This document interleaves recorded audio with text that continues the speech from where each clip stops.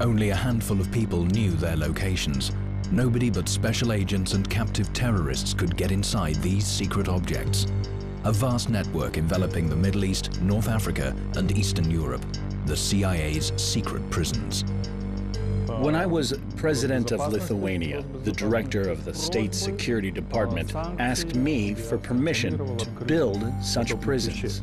Journalists revealed the US government department's secret network after locating the prisons and identifying the airplanes that transported suspected terrorists. They also discovered that European officials helped create the clandestine operation. According to official records, the plane landed in Warsaw, but in fact it landed here at Shimane. The row over the secret prisons has divided Europe and triggered a political crisis in several countries. One of the options open to us is to bury our heads in the sand, in the belief that nobody can see our behinds. Oh yes, they can. How did the system work? Who was taken to those secret prisons and questioned? Which Eastern European partners helped the US intelligence agency?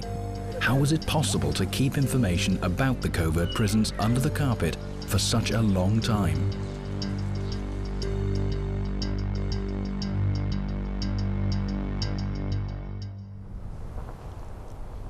Everything necessary to run a secret prison from September 2004 to November 2005 was here in this building. A Lithuanian parliamentary commission certainly has no doubt that US agents could have brought terrorist suspects here. Locals whose windows overlook this modest building with its red brickwork would even sometimes call the police. We asked them what they were doing there. They said making money. Perhaps you'll get some of it, they said, grinning. Locals were not allowed to work there. Men asked for employment, but their requests were turned down. The guards spoke English. Once we saw an Afro-American man among them. He kicked a little dog. We wanted to give him a piece of our mind, but he never showed up again. On several occasions, Antofillay residents saw trucks loaded with earth emerge from the gate and return with a cargo of cement. An investigation has revealed that a second perimeter was built inside the structure, a building within a building. It contained cells for inmates, rooms for interrogation, and living quarters for intelligence officers. Security was tight, but there were no Lithuanians among the guards. All of us wanted to know what was going on there. At first we thought that they were making drugs or something. But much later, we learned from journalists what it really was. Lithuanian journalists were the first to speak about the mysterious cottage near Vilnius. They had obtained papers relating to its ownership. As it turned out, the building belonged to a private riding school until 2004. Later, it was sold to a company registered in Panama and Washington called Elite. The US firm owned the cottage until 2007, when it was then sold to several Lithuanian government bodies. Now the building belongs to the country's intelligence service. Next, the story of secret prisons overseas being used by the CIA for its harsh interrogation of terror suspects. The scandal spread around the world after a US TV news report claimed that Lithuania, a NATO member since 2004, had sheltered a CIA prison in its territory.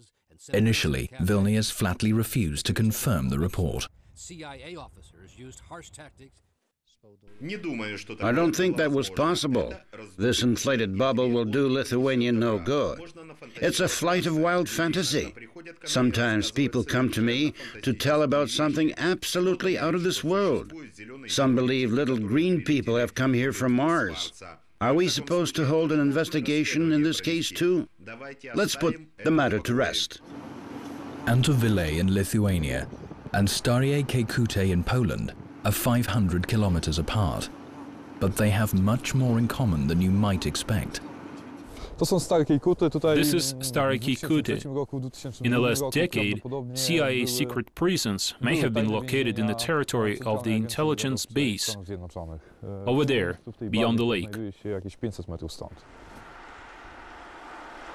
The journalist Mariusz Kowalewski and others have put this quiet little village in Poland's northeast on the map. The Polish newspaper reporter wanted to find out whether there were secret CIA prisons in his country.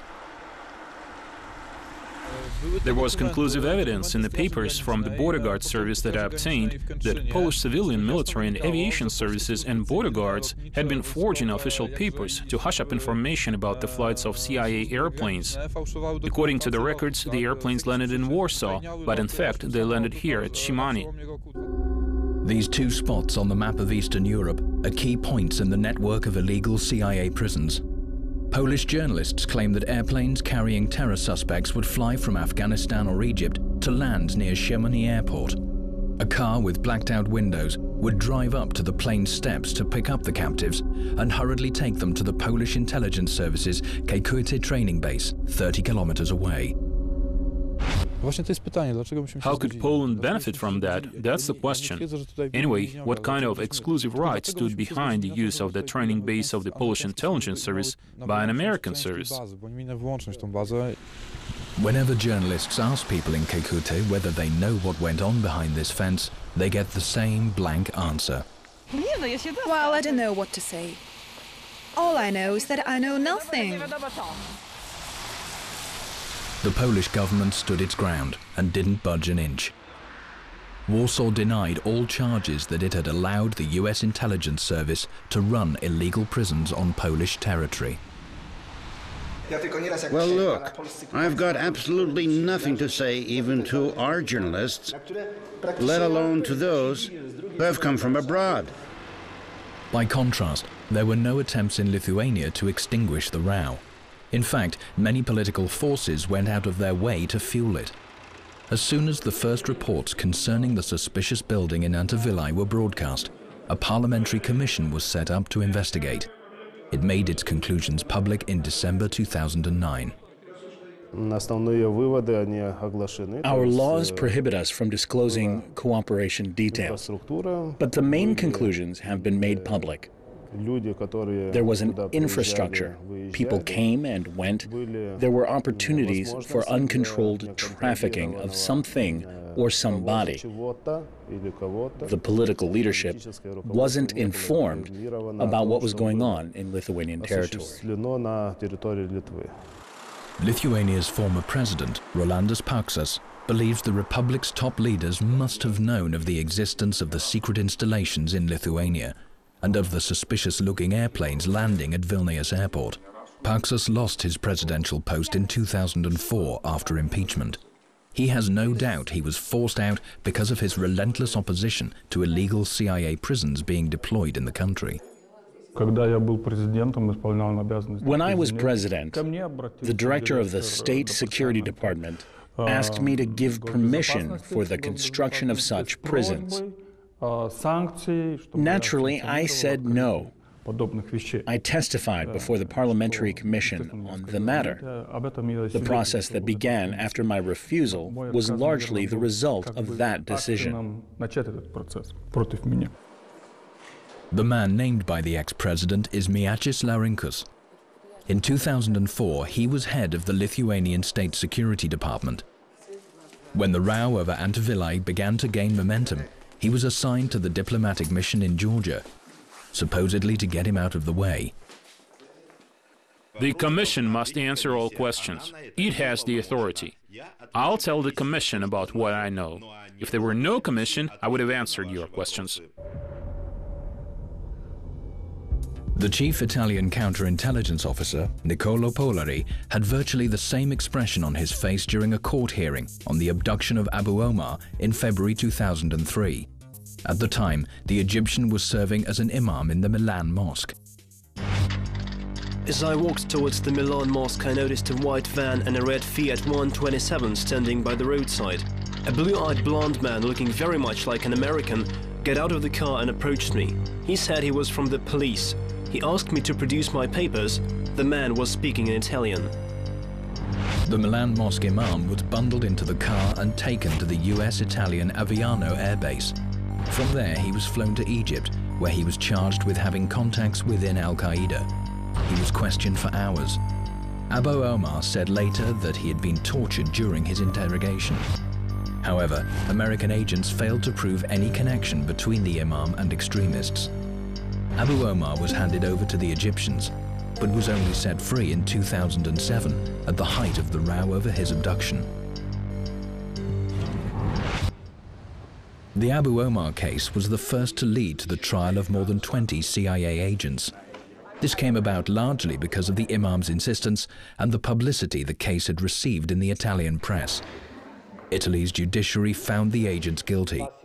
But by that time, all the Americans involved in the illegal abduction of the Egyptian had left Europe. Only one officer from the Italian Special Services was imprisoned, and the head of the Foreign Intelligence Service, Niccolo Polari, resigned. If General Polari had the opportunity to speak up, he'd say he was not involved in the case. General Polari issued a written statement saying he was against the abduction of Abu Omar. Regrettably, those documents are still a state secret. But when they are made public, it will become clear that Italy was against such actions. Abu Omar's case only came to light as a result of sloppiness from US agents. They left behind several telltale traces during his abduction. Journalists and the judiciary obtained printouts of telephone calls, including those to CIA headquarters, as well as hotel receipts and other items. Human rights campaigners say scores of people shared Abu Omar's experience. More often than not, US special agents were able to steer clear of the public eye. Special flights took terror suspects to Afghanistan, North Africa, and Eastern Europe. Now that new facts of that secret cooperation have emerged, the governments of Poland, Lithuania, and Romania have found themselves in the focus of high-profile political rows. The prisons affair has cost some their political careers. Others have lost their lives.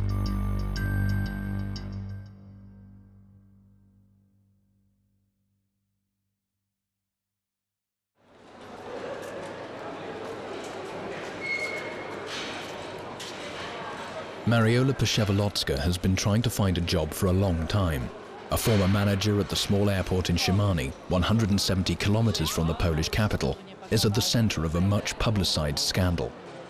In an interview for Polish TV just over 3 years ago, Mariola said that in 2002 and 2003, airplanes hired by the CIA landed at the airport a total of 6 times.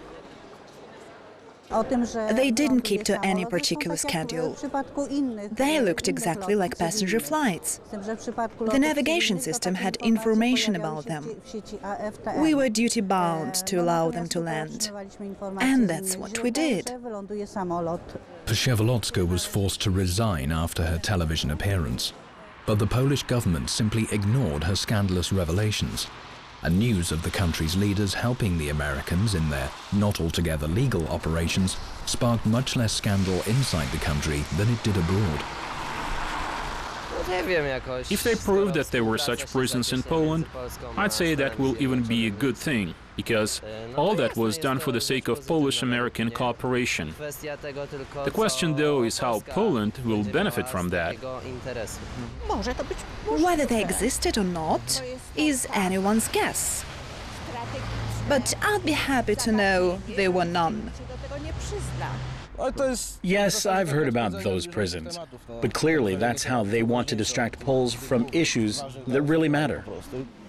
Although the government chose to ignore the problem, several Polish journalists launched investigations of their own. Adam Krzykowski is among them. The reporter and editor of the TVP Info channel has gained access to the logs of incoming flights at Szymanów Airport. He has no doubt that Poland was one of the main participants in the CIA secret prisons project. It all came to light by chance, after we got hold of several secret documents. Significantly, they had not been registered at Szymanów Airport. It followed from the records that CIA airplanes had landed in Polish territory. The flights had what was described as government status. This means that the country's leaders must have known about them. Adam investigated the affair with Mariusz Kowalewski from the Polish newspaper. They visited Stary Kakuta several times. This is the airport at Szymanów right here. Over there you can see Nowe Kikuty, and this is what you're looking for, Stary Kikuty, over here. As our crew filmed Kowalewski's interview, we ourselves came under the spotlight. Security guards inside a passing cross-country vehicle meticulously filmed what we were doing. Gentlemen, your papers, please. Security there is still tight, even though it's thought the secret prisons program in Eastern Europe was terminated 5 years ago.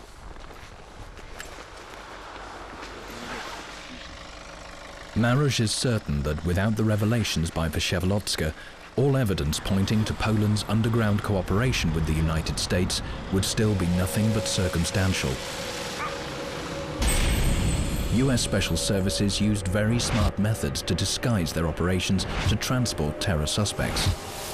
The fact that they used private airplanes meant that they didn't have to report to the official departments of the various countries as they passed through their airspace. A military aircraft needs many permits before crossing a border, but a civilian plane is different. You need far less authorization. The airplanes used, mostly light Gulfstreams, were hired from front organizations. The most graphic example is that of the Premier Executive Company, which was uncovered by American journalists. An email address was the only information the firm was ready to divulge. The company used only 2 airplanes, which belonged to Stephen Express, a firm registered in Tennessee at a non-existent address. The company was later handed over to Devon Holding and Leasing, a firm employing just 1 person, who was a lawyer. One of the airports where those planes landed was the one where Mariola Przewodnicka was a manager. Airport staff serviced the airplanes. They inspected and fueled them, but there was no customs examination. All that was surrounded by secrecy. Cars with tinted windows would drive up to the airplanes, but there was no way of knowing who was inside.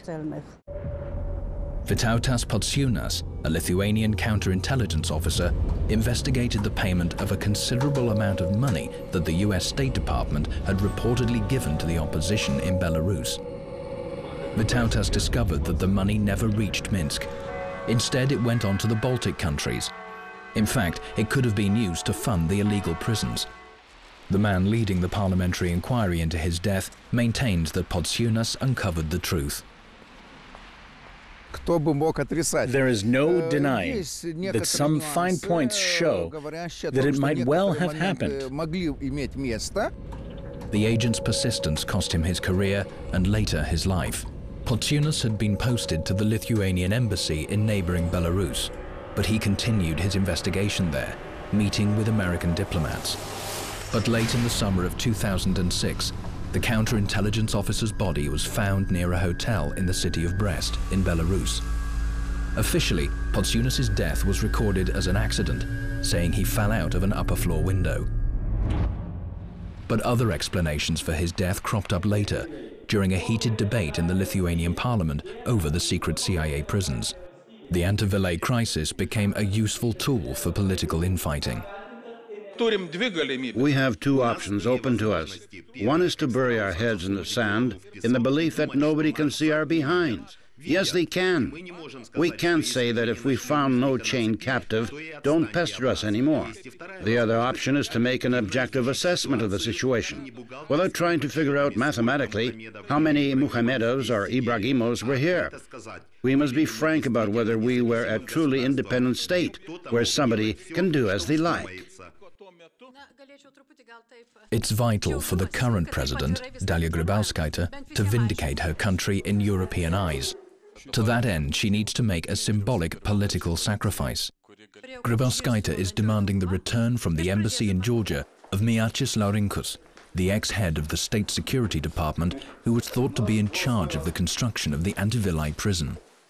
It's important for Lithuania to face its mistakes with an open mind. What is even more important is to make conclusions about whether a government department can be a state within a state, and whether 2 or 3 state security officials can decide the country's destiny without regard for the law and in excess of their powers. I want to have answers to those questions. The Lithuanian journalist and political scientist Artūras Račas feels that the United States, the #1 country in NATO, deployed its secret prisons in Eastern Europe for more than just tactical reasons. The new members of the Atlantic Alliance demonstrated their loyalty to the United States by harboring covert CIA installations. But it's paid no dividends. Such mutually disadvantageous cooperation is unlikely in the future. In the future, nobody will have even a possibility to do what happened. I mean that nobody will have enough power to order other state institutions not to obey the law. Nobody will have the power to do some really very important decisions without knowledge of the parliament and of the president.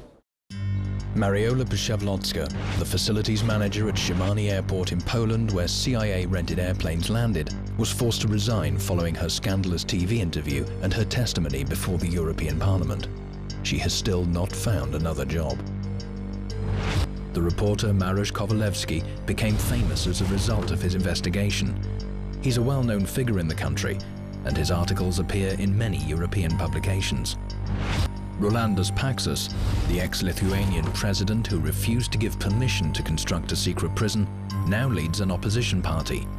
He maintains that his refusal to allow the deployment of CIA prisons on Lithuanian territory cost him his post, but will benefit him at the next parliamentary election. Vilnius is a capital, but it's also a compact city. The parliament building is in the main street. The heated debate over the secret prisons has not subsided to this day. The building nearby contained state archives, but only 20 years ago, these walls inspired terror. At that time, it housed the KGB's Lithuanian branch. A secret prison of the omnipotent special service existed in the basement. And now I want you to show the first place for arrested people. So please go away. You can see two small rooms. And these rooms were called boxes. So the prisoner could spend here a few hours while officer examined their documents. The second place for them, search room. Here. So things like belts, shoelaces could be taken from them. This ominous place has since been turned into a museum. Tickets cost €2. A brief tour sheds light on the lives of inmates and the interrogation practices involved in what was then called the limited use of force and psychological pressure.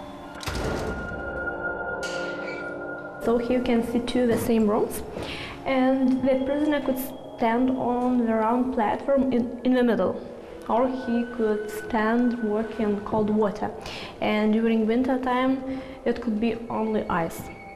And there were some prisoners who spent here even 3 days, and who spent about 5 days. The young Lithuanians who visit the museum regard it as a symbol of the distant past in their country's history. They find it incredible that it was only recently that a secret prison existed 20 kilometers from Vilnius.